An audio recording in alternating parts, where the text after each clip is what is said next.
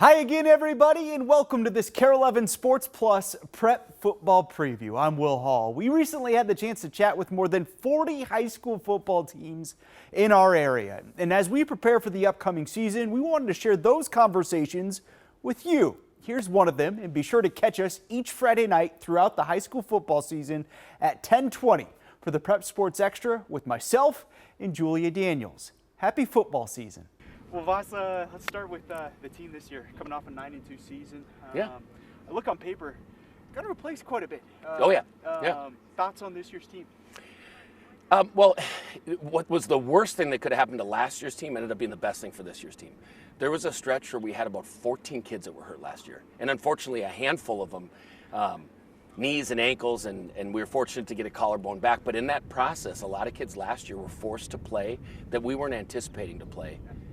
So while we lost these really talented players, we're starting to realize there's a lot of kids that have more experience than we would have had otherwise. So we don't feel as far behind as maybe we did, but that's no discount to the guys we lost. Those kids were special, and it's always hard to fill those shoes. But I'm pretty pleased with what the offseason looked like, and what guys like Carter and his teammates are bringing the energy to practice. So, yeah. How do you go about replacing Riley?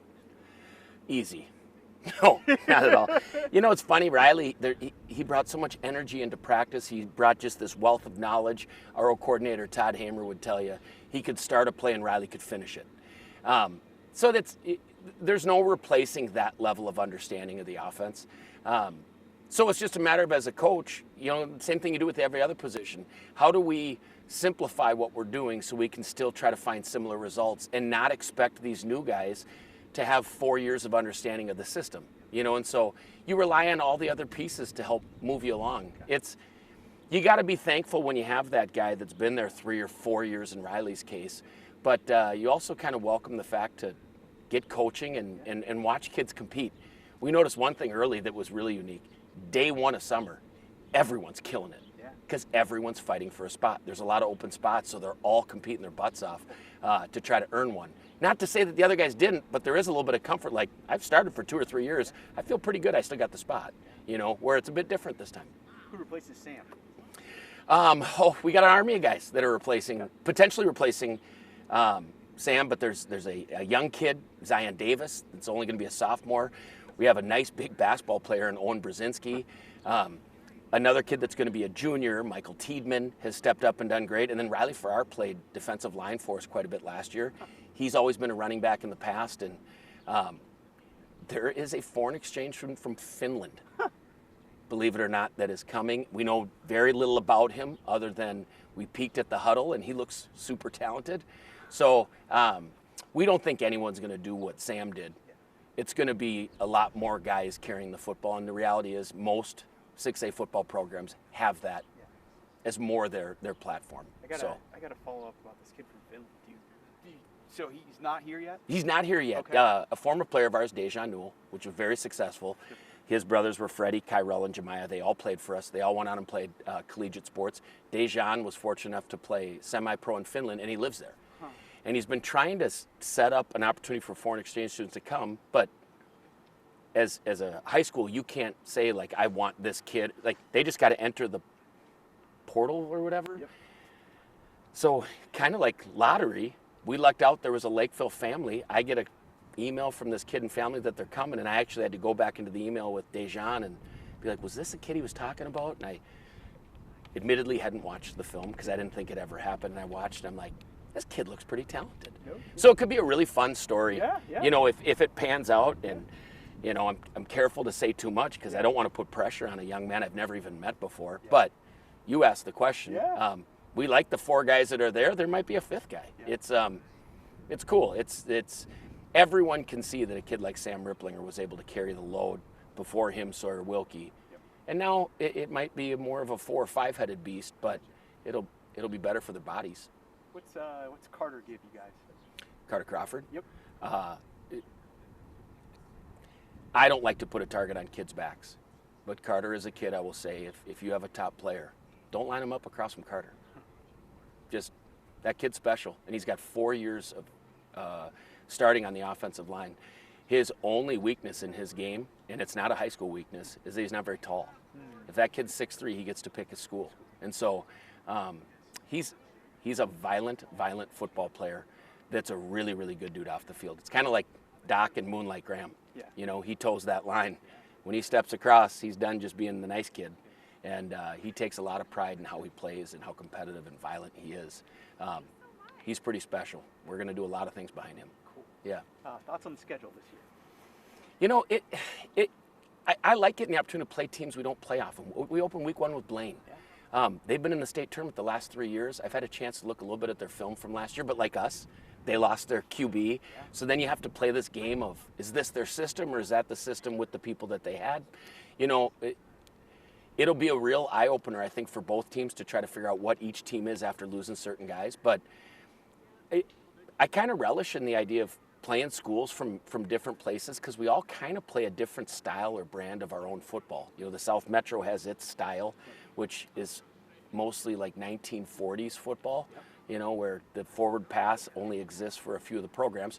But then when you travel to different parts, like we played Stillwater for like 3 or 4 seasons in a row, and me and Bo kind of laughed at, well, first time ever and longest time we're not playing. Yeah. But we'll get a chance to see Champlain Park, who we saw last year in the playoffs. Yep. No Burnsville, no Mayo, so now it's back to playing Shakopee and Prior Lake, who we've played many, many times before. They're big programs that are well coached, that are super physical. You just need as much depth as you can, because that kind of gauntlet, especially when teams are just doing the opening scene of Braveheart where they're just sprinting through each other, it's tough to come out of those games the same that you came in. Yep. Best part of the rivalry with South, what is it? I think, honestly, the best part's the community. I love Lakeville. You know, it's why we put it on the backs of our jerseys. And I'll admit, it's one thing to have rivalries in college or even in the pros. You know, we have to share a community. You know what I mean? Like, one school wants this thing, the other one's got to have it. So sometimes the rivalry can get pretty gross, and it can be frustrating. However, for the community to all come out and kind of remind both teams that they're there because they love their sports and activities, and honestly, they love their football. Yeah. And I think that game has provided a really good brand of football for really, I mean, all the games. You know, it's very physical. There's a lot of emotion that goes into it, but in terms of how we prepare for it, we don't have a ticker in our weight room to play South or, you know, anything like that. It's more or less just, it's kind of like throwing in an extra homecoming game. There's a lot of pomp and circumstance that tries to work its way from around, and you just do your best to keep them understanding it's just one game out of the season still, you know, and hope that they're able to not let the moment get too big, you know. Yeah. Pretty clear to me the respect that the staffs have and how mutual it is between each. Ben Burke, I would say, has done a tremendous job of creating a culture over there where their focus is on them. Yeah. And we have tried to, since day one, that we have that, like, those Lakeville roots, because we were the original school, so trying to respect the things that Larry Thompson instilled in all of us. A lot of us that are coaching still, you know, we're part of Larry's, you know, we played for him or we're part of his staff early. It's been a very intentional idea to keep our north or none culture. Like, just that focus on what can we control only, and not worry so much about what's on the other side of town, or even just, you know, on the other side of the river that people from Lakeville rarely cross. So we'll have to do it with Blaine and Champlain. It'll be scary, but I think we can get up north, you know? Yeah. All right, couple fun quick hitters for you. Yeah. Best pizza spot in Minnesota? All right. There isn't one, because you should go to New York for the best pizza. That being said, I used to think it was Black Sheep, which is amazing. Yep. But Tono's, they just built a Tono's in Apple Valley, and their pizza's fantastic. And on Tuesdays, if you go there in person, it's buy one, get one. And I'm talking, we got the crisp undercarriage that like a Dave Portnoy likes, not a lot of flop. And they won't even let you get one on a Tuesday. They will actually tell you, just take one home for free. I sat behind an old guy that was like, I can't eat 2 pizzas. They didn't give him a choice. They sent him with one. I mean, I don't think they even care about turning a profit. But if this is what makes it, head to Tono's. Okay. So good. Describe the perfect sandwich. Cold sandwich is Jersey Mike's. Okay. It's the oil. They're so generous with the oil when they put it on there. The seasoning. For me, the number one meat's turkey, but I think a really underrated deli meat is roast beef. Okay. You go turkey roast beef with some crisp bacon. Yep. And little cheat hack, if you go with the rosemary bread, it's a little wider. You Hey. get more of a sandwich. If you can eat a giant Yeah. Jersey Mike's rosemary, Which I can do. I cannot do it. I know, shocking. I can't. It's too much. But that is my perfect sandwich. Okay. Yeah, yeah. Love it. If you could have dinner with one current Minnesota high school head football coach, who would it be and why? God, can I just tell you who wouldn't? No, I'm just kidding. You know what? I think I would sit down with Ron Stolsky. Okay. I think he'd have plenty to say. He's the original keeper of the game, Yep. and just to get into some of the years that he's experienced, all the successful years he had at Brainerd, and just kind of get behind the vault, peek behind the curtain, and find out what it took to not just make that whole thing work, but for him to stay at it as long as he has, you know. And I would argue part of it is because he got to do the first 30 years without internet and cell phones. Yeah. So probably a lot less parent discussion. Yeah. But yeah, I'll go OG keeper of the game, Stolsky. Favorite college or pro head football coach? All right, I'm gonna say Kurt Wiese at University of Minnesota Duluth. I love him. He's my favorite college coach. My favorite pro coach in terms of coaching is Mike Tomlin. Okay. The standard is the standard. Love it. Is actually a Mike Tomlin shirt that I Lakeville North to give to the staff. But I'm also a humongous Dan Campbell fan. I think I like the Mike Tomlin sayings and coolness and swagger that I'll probably never have. But I do think I can pull off a little more of the gruff Dan Campbell minus the burpees. You guys had such a great year last year. We did. 9-2. You lose in the quarterfinals, but Yes. excellent season. How do you build off what you guys did last year? What we did last year was great. Besides the fact that we lost in the quarterfinal, it's all right.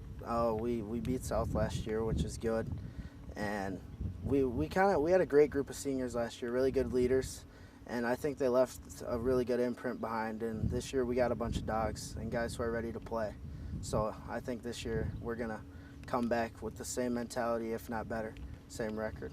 What's kind of the mindset, just in general, of this team right now? The mindset of this team, I think, is we know we lost a lot of seniors, but we also know that doesn't define our team. We're just as tough as we were. We're still all dogs. I think we're all kind of ready to play every game on our schedule, which is always exciting. We love competition, and I think that's the mentality, is win.